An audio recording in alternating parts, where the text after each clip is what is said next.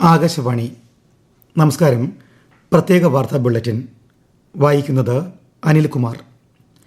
ശാസ്ത്ര സാങ്കേതിക മേഖലകളിലെ മികവിനുള്ള ഇക്കൊല്ലത്തെ രാഷ്ട്രീയ വിജ്ഞാൻ പുരസ്കാരങ്ങൾ പ്രഖ്യാപിച്ചു.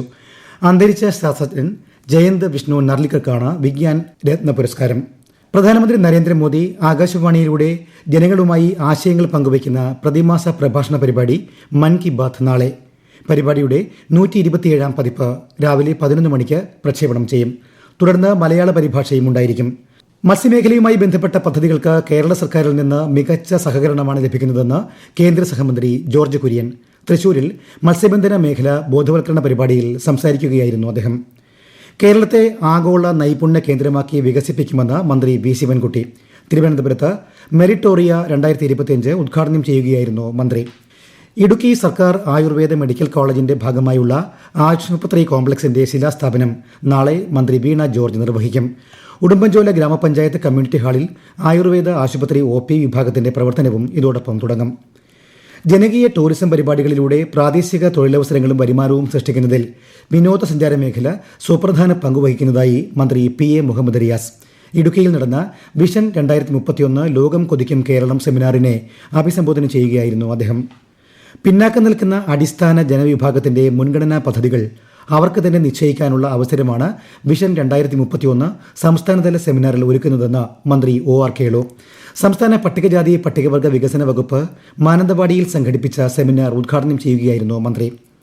കോട്ടയം അതിരമ്പുഴ ഗ്രാമപഞ്ചായത്തിലെ വികസന സദസ് മന്ത്രി VN വാസവൻ ഉദ്ഘാടനം ചെയ്തു. അതിരമ്പുഴയുടെ മുഖഛായ മാറ്റിയ വികസനമാണ് 5 വർഷ കാലയളവിൽ നടന്നതെന്ന് മന്ത്രി പറഞ്ഞു. ശബരിമല സ്വർണ്ണപ്പാളി ക്രമക്കേട് കേസിൽ ജസ്റ്റിസ് KT ശങ്കരന്റെ നേതൃത്വത്തിലുള്ള പ്രത്യേക അന്വേഷണ സംഘം ആറന്മുള സ്ട്രോങ് റൂമിൽ പരിശോധന ആരംഭിച്ചു. 5 അംഗ സംഘമാണ് പരിശോധനയ്ക്കായി എത്തിയത്. കേസിൽ ഹൈക്കോടതി നിയോഗിച്ച അമിക്കസ് ക്യൂറിയാണ് ജസ്റ്റിസ് KT ശങ്കരൻ. ശബരിമല സ്വർണ്ണക്കൊള്ളയിൽ ഹൈക്കോടതിയുടെ നിരീക്ഷണത്തിൽ നടക്കുന്ന SIT അന്വേഷണത്തിൽ ദേവസ്വം ബോർഡിന് വിശ്വാസമുണ്ടെന്ന് Thiruvithamkoor Devaswom board president PS Prasanth. Unnikrishnan പോറ്റിക്കായി ഒരിടപെടലും നിലവിലെ ദേവസ്വം ബോർഡ് നടത്തിയിട്ടില്ലെന്നും പ്രശാന്ത് പറഞ്ഞു.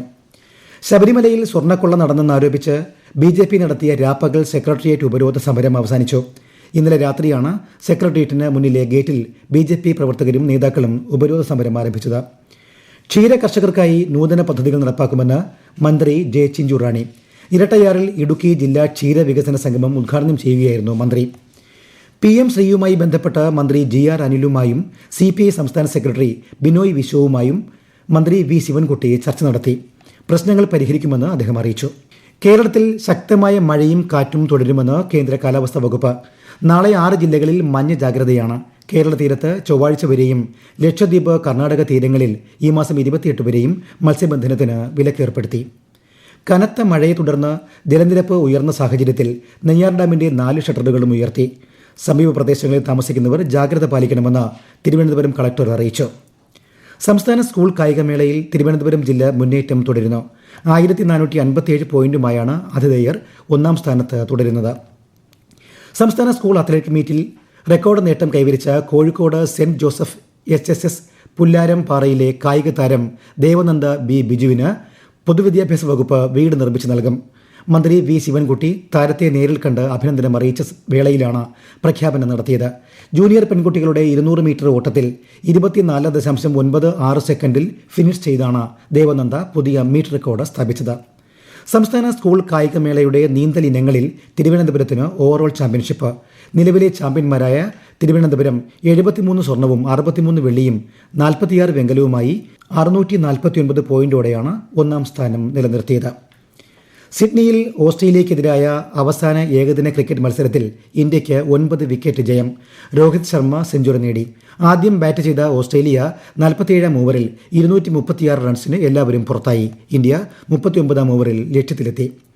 രഞ്ജി ട്രോഫി ക്രിക്കറ്റിൽ കേരളത്തിനെതിരായ മത്സരത്തിന്റെ ആദ്യ ദിനം പഞ്ചാബ് 6 വിക്കറ്റിന് 240 റൺസ് എന്ന നിലയിൽ. ചണ്ഡീഗഡിൽ നടക്കുന്ന മത്സരത്തിൽ പഞ്ചാബിനായി ഹർനൂർ സിംഗ് സെഞ്ചുറി നേടി. മെസ്സി ഉൾപ്പെടുന്ന അർജന്റീന ഫുട്ബോൾ ടീം നവംബറിൽ കേരളത്തിലേക്ക് വരില്ലെന്ന സ്പോൺസർമാർ. FIFA അനുമതി ലഭിക്കാനുള്ള കാലതാമസമാണ് കാരണം.